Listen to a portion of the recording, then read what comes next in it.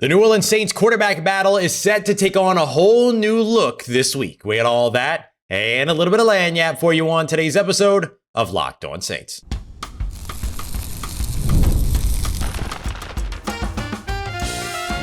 You are Locked On Saints, your daily New Orleans Saints podcast. Part of the Locked On Podcast Network, your team every day.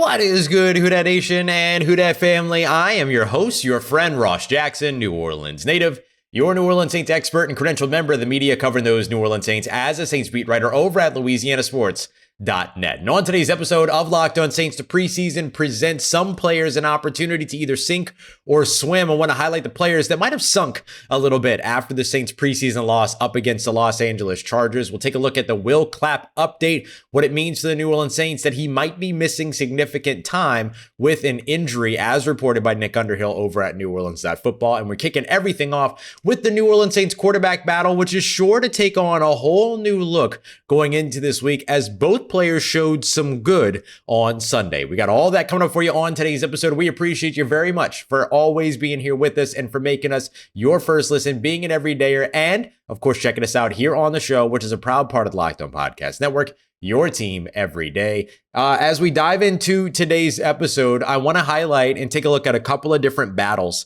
now that we're through one preseason game, starting with the quarterback battle, which I think is going to look very, very different going into this week. I think two things changed on Sunday. I think number one, Tyler Shough gained a lot of confidence. Yes, he had the pick six, welcome to the NFL moment. Those are going to happen, but you get that out of the way early and then you bounce back. How do you respond? He did a very good job responding. So I do think that he's going to focus more on the response than the initial mistake. And because of that, I think he's going to come in as a very, very confident player here on Tuesday as the New Orleans Saints get back to the practice field here in Irvine, California at UC Irvine.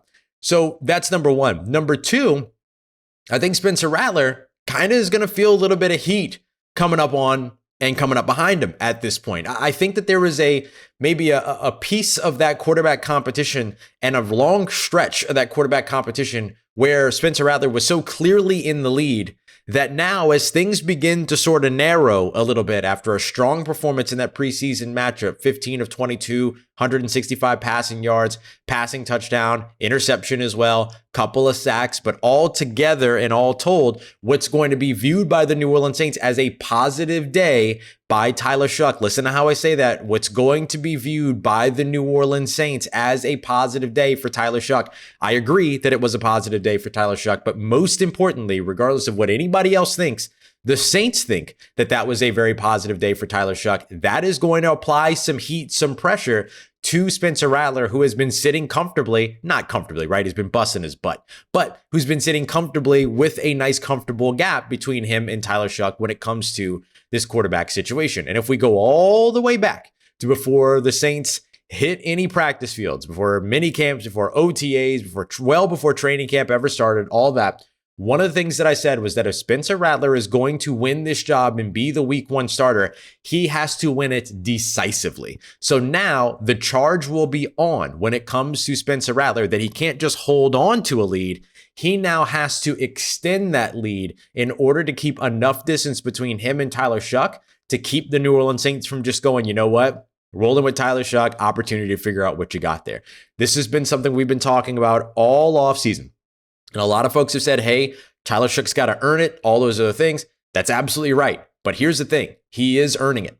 And so in order for Spencer Rattler to hold his lead, he's going to have to come out guns blazing, ready to go here throughout this week. And of course, potentially going into that Jacksonville preseason game as well. The last time that the New Orleans Saints had a quarterback competition, it came down to a Jacksonville Jaguars game as well, where Jameis Winston went off, hit a couple of touchdowns, had a big one down that left sideline to Marquez Callaway. It never really felt like Jameis Winston wasn't going to be the quarterback that year, but things could have gone a little bit differently in that Jacksonville Jaguars game between him and Taysom Hill. But because of the way that those sort of cards fell, Jameis Winston was able to lock up that job going into that season. Spencer Rattler, Tyler Shough each have the opportunity to do that also at home up against the Jacksonville Jaguars. We'll see which one of them gets it done, but the work all begins later on today as the Saints hit the practice field again, assuming that Tyler Shough, who's dealing with that bruised knee, is healthy enough to go. If not, it gives Spencer Rattler a real golden opportunity to retake that lead, or not retake. I think he's still in the lead, but I don't know if it's as comfortable a lead as it once was, and I don't know that it's comfortable enough to keep that job from being given to a deserved Tyler Shough as well. So I think that there's a big necessity here for Tyler Shough to kind of feel that confidence, go in ready to kind of take those risks, not necessarily be as timid, terse, or risk averse as he was before. And then also on Spencer Rattler's side, he has a need now, not just to hold on to the job, but to make sure that he's extending that lead. It's going to be a very fun week here in Irvine, California, as the New Orleans Saints watch that quarterback battle now tick up to the next level. We'll see how things go. A couple of other battles that we've been talking about. I rewatched the game again, not from the broadcast side, but this time from the All-22 side. And as I looked things over, I want to say I thought Kendre Miller actually had a strong day. I know he didn't have a ton of rushing yards, around 14 rushing yards, but he had 20 of those rushing yards after contact. The Saints did not necessarily deploy the run game that you're accustomed to seeing. Locked On Saints insiders were sent this earlier on Monday, but I went through and I took a look at all the percentages of like outside zone, inside zone, man runs, counter runs, things like that. I looked at where Kellen Moore's offenses have ranked in the recent past. Going back to last year, the Philadelphia Eagles were third from the bottom in the NFL when it came to outside zone run percentage, i.e., that moving offensive line off of the snap, but also getting outside the tackles, kind of moving those pockets, trying to create several different holes, all of that. The Eagles, number 29 in the NFL last year, number 21 when he was with the Los Angeles Chargers in 2023. During that preseason week 1, the Saints ran the 7th most outside zone runs in that first preseason week. That's not Kellen Moore's run game. You look at the inside zone, they were tied for 6th most. They were number 4 last year, number 6 before. So you got a little bit closer there. With the counters, they were number 10 in this week. Last year, they were number 2 in the NFL when it came to counter runs. And then, of course, you see a lot of the man concepts and things like that you're not going to see a ton of for Kellen Moore, but you see a ton of across the NFL. That part was kind of on track, number 26 in this preseason week 1. Tied for number 24 last year. Those numbers, thanks to our friends over at Pro Football Focus as well. So I think that you didn't really see a full sort of balance or complement of what it is that Kellen Moore has to offer in the run game. That's kind of been the theme when it comes to the run game this entire offseason. I'm dying to figure out what's going to happen with this run game. But I do think that despite all of that, Kendre Miller, I thought still had a strong day. So when it comes to that running back 2 spot, I still think him, Clyde Edwards-Helaire, Cam Akers firmly in the mix there.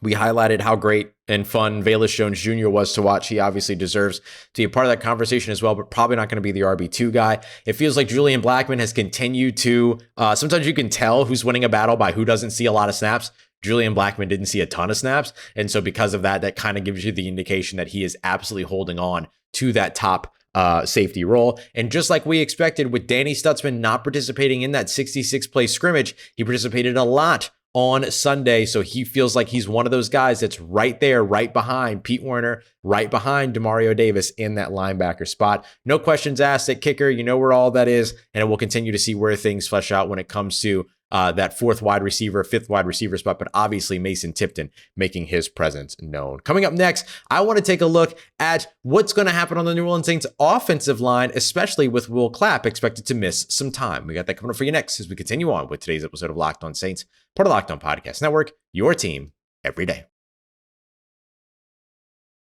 This episode is presented by Yahoo Fantasy, the best place to go to play fantasy football today. Me and the rest of the Saints squad, we're all going to be playing over on Yahoo Fantasy, and you should too, whether you're a first-timer or you're a veteran making your millionth league. Everything you need all in one place on that fantastic Yahoo Fantasy football app. And to celebrate 28 years of fantasy football greatness, Yahoo Fantasy is dropping 28 new features over 28 days throughout August. So to kick it off, they just dropped Yahoo Fantasy Guillotine Leagues, a killer new way to play fantasy football on Yahoo, where the lowest scoring team each week is eliminated until there's one team left standing. So with the season around the corner, now's a great time to get your league together and try out this new mode. And if you're into the classics, you can still play head-to-head private leagues or join a public league as well. Stay tuned for more killer announcements and start playing Yahoo Fantasy Football now at yahoofantasy.com/lockedonnfl.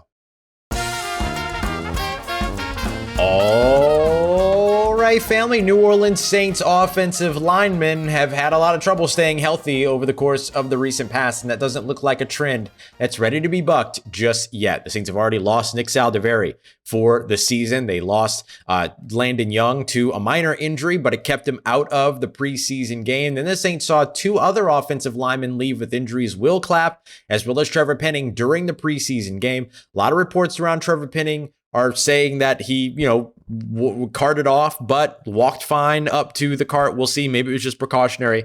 I think we'll find out more later on today from Kellen Moore if news doesn't break before that. But the first player to leave the game was just 2 offensive snaps in for the New Orleans Saints, and that was center Will Clapp, who had also been banged up throughout the week during practices as well. Clearly tried to get his way back out onto the football field, but unfortunately ends up with this injury. And according to our good friend Nick Underhill over at New Orleans Football, he's going to miss, quote, significant time with a foot injury. So that means effectively we shouldn't plan to be seeing Will Clapp anytime soon in a New Orleans Saints uniform. And this stinks. Look, this is a guy that the Saints drafted in the 7th round back in 2018 that they really, really liked. Spent his first few seasons here in New Orleans, then went off and followed Brendan Nugent over to the Los Angeles Chargers, spent 2 years there before heading over to the Buffalo Bills last season. Said he was finally feeling healthy coming back to New Orleans here and was really excited to come back to his home city. And unfortunately now, foot injury, and he's going to miss some extended time. So we'll see how the Saints want to handle that. They could put him on injured reserve right away in his season. They could wait, carry him into roster cuts, put him on injured reserve at that point. I don't know how much roster shuffling you're really looking at doing right now anyway. So there's a couple of different things that they can do. We'll see how they decide to handle it. But this is a big blow for the New Orleans Saints. Let's not sugarcoat it, right? The Saints have one center that they can rely on, and that's Eric McCoy. And that's kind of always been the case, right? The Saints, typically, if they have injuries at that position, they have to move somebody over from a guard to a center spot, and then they have to plug somebody new in at guard, and it kind of creates 2 new players that are kind of backing up in different positions and everything. And then they finally went out and invested with this new coaching staff on the opportunity to bring in a legitimate backup center in Will Clapp.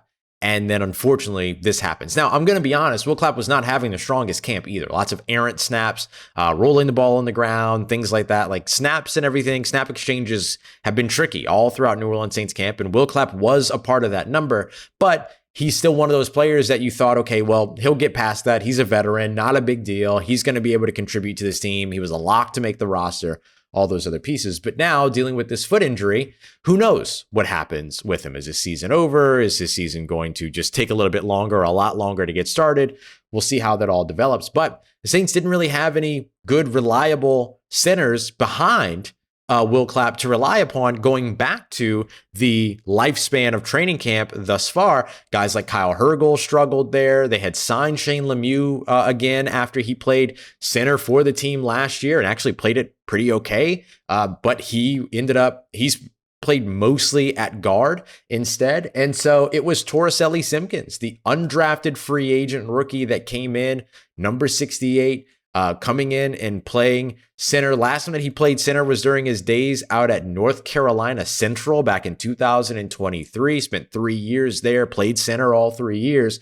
But then at the with the Gamecocks, University of South Carolina, he was a guard through and through. He was a guard through and through most of New Orleans Saints training camp as well. But I think that they saw that they were having some issues at center and knew that he had that in his background, gave him the opportunity, and Torricelli Simpkins took the opportunity and ran with it. I mean, this is kind of the silver lining of this situation. It stinks when you go out there and you sign a veteran.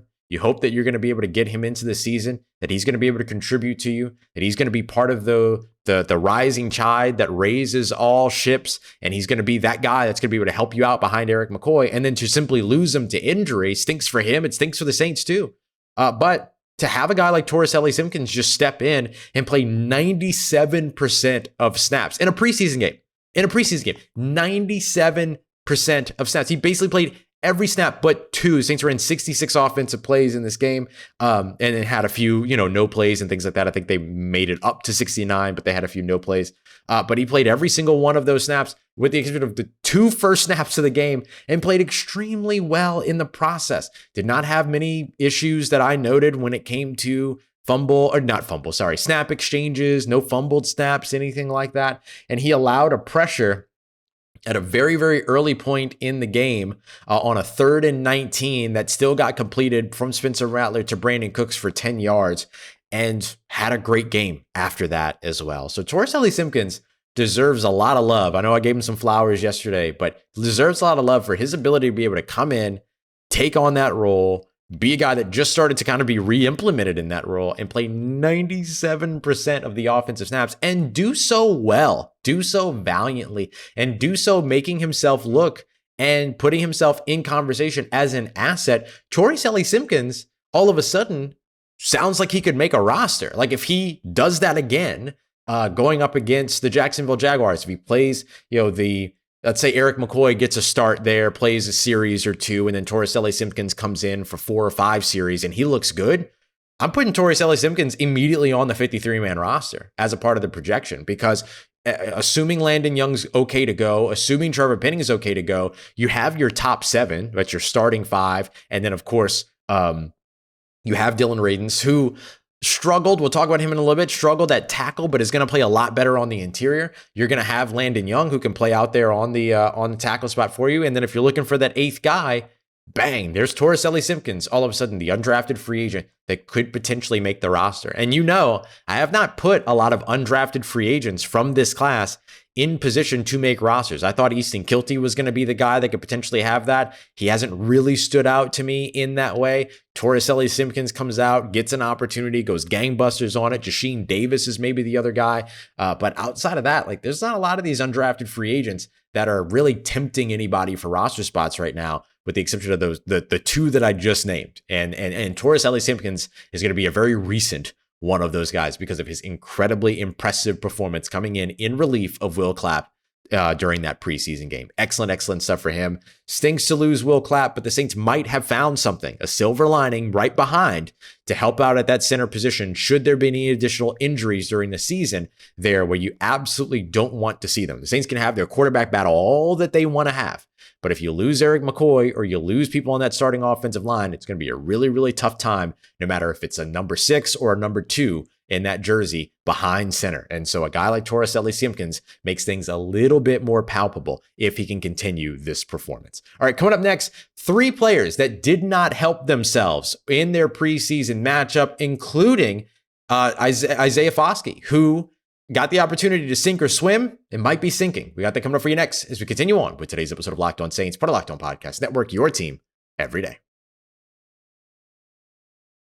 Today's episode of Locked On Saints is brought to you by our friends over at FanDuel, and August 26th is officially FanDuel Futures Day, a great holiday for football fans all around who want to live out those bold predictions and preseason hunches as well. So for just 24 hours, FanDuel is giving you deals on NFL future season predictions. So whether you're betting on MVP, I might throw some down on Jaden Daniels plus 1,000. Second year MVP quarterbacks, it's a thing. Kurt Warner, you go Dan Marino, Patrick Mahomes, Lamar Jackson, Jaden Daniels. I would happily throw some down on that for plus 1,000. Or maybe you're eyeing the long shot division winners. You can parlay all those together as well for an 8-leg parlay. Super fun way to go. Or maybe you're looking to crown your champion in August. Kansas City, usually the top favorite, plus 850. Those are pretty good odds. So visit the FanDuel app today and start planning your future bets now, because Futures Day is one day and one day only. FanDuel, play your game.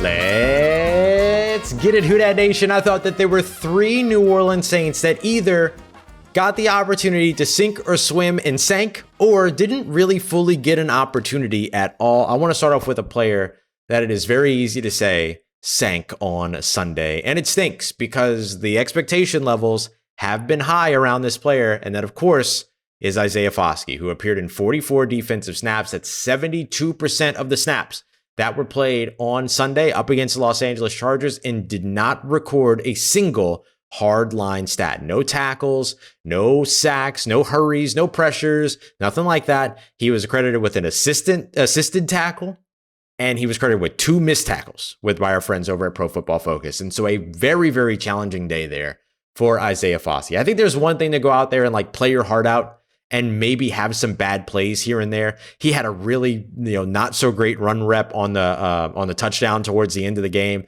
on the rushing touchdown by the Chargers. And so there were certainly those things, but it's one thing to go out there and try super hard and flash all over the field because you're near the ball, even though you're maybe not necessarily wrapping up the plays and things like that, but you can kind of see like, okay, he's there. Okay, he's in place. Okay, he made the right read. Okay, he's in the right place. Okay, he fit that right. All those other things, but just not necessarily finish the play and therefore have a, quote, bad day.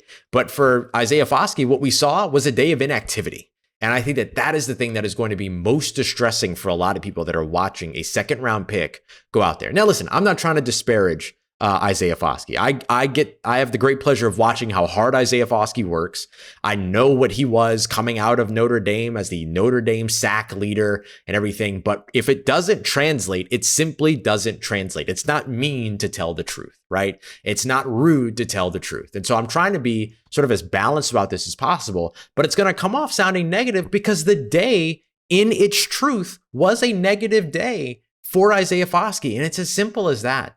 And this is the thing when it comes to Foskey in this situation. The expectations were high for him coming out as a second round pick already. And then he kind of got relegated to this like run stopper role. They tried to teach him sort of the 5 technique, all the other stuff. And then they ended up just pushing him over to special teams and saying, go and do that instead. And I don't think that was necessarily his fault. It's not outside of the realm of possibility that Dennis Allen didn't use an edge rusher properly. We've seen this before, right? But this was supposed to be the system that worked, right? Not supposed to be the system that worked. It reminds me of when Carson Wentz signed with the Indianapolis Colts. Follow me for a second. Carson Wentz signed with the Indianapolis Colts years ago. I was never high on Carson Wentz, even coming out of college. Was never really a Carson Wentz guy or anything like that. But I did believe that when it came to kind of resurrecting his career, him signing in Indianapolis, where Matt Rule and all these other quarterback whisperer type coaches, there was such a developmental path there for a quarterback to where it was kind of like, okay, it might not work. It's probably not going to work. But if it's going to work, that's the environment in which it's going to work for Carson Wentz. That's kind of how things felt for Isaiah Foskey signing here in New Orleans, being with Brandon Staley in a system that thrives on athletic, agile, fast, speedy, stand-up pass rushers coming off that wide 9 edge. In a system and in a coaching staff where you're in a room with only edge rushers. You got an edge rushers coach in Jay Rodgers, but then you get to benefit from the interior defensive line coaching of a Bo Davis, who has already shown big time progress with some of these interior line players. Look at the leap that Christian Boyd has already made just going into his second year. And then you compare that to things that you're seeing, or you're really not compare that to, but so all that expectation is there for Isaiah Foskey. And then you see a game on Sunday, a preseason game, where just like the downside of inactivity was present.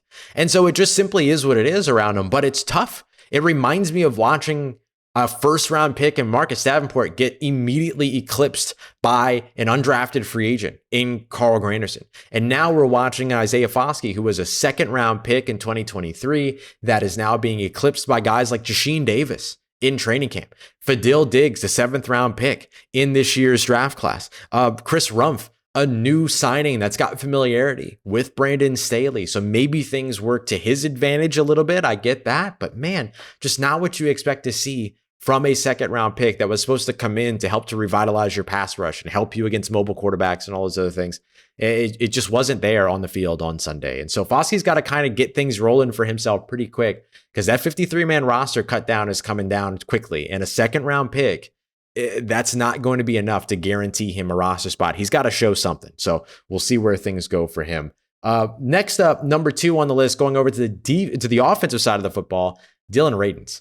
tough day. One of the worst days I've seen for an offensive lineman. Just a tough day. And I don't hold it all 100% against him. He was not brought to New Orleans to be a tackle. He was brought to New Orleans to help shore up the interior of the offensive line. The only reason why he was playing tackle is because Landon Young was hurt. And so you had to put him out there. He started at right tackle, struggled there, was responsible, got beat on the play that turned into the strip sack fumble on Spencer Rattler. Then when Kelvin Banks Jr. at left tackle and Trevor Penning at left guard, when their days were done, you saw Dylan Radunz and Kyle Hergel move over to the left side, and he struggled there too, got beat again, got beat on a tackle for a loss in the run game, had an illegal formation penalty as well. Just a really, really rough day. And as the game went on, settled in a little bit more, but also the competition level dropped a little bit more too. So I'm really curious to see what happens going into next week up against Jacksonville. Is Landon Young healthy? If so, can he play tackle? And then do we see Dylan Radunz back on the interior, where maybe you see a little bit of a stronger performance for him?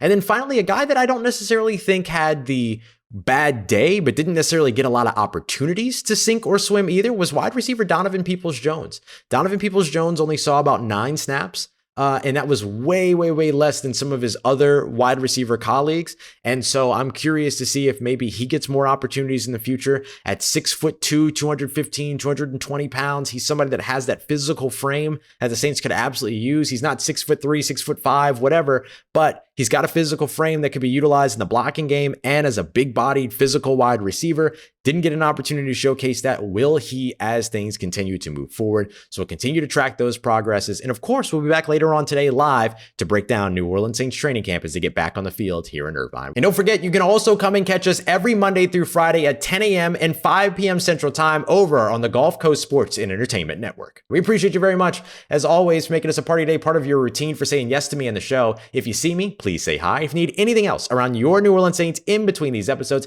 make sure you follow me on your favorite social media at Ross Jackson, NOLA. Hit me up. Let me know how the family's doing, how you living. Let me know how you're momming them. And trust Who Dat Nation, I'll holla at you.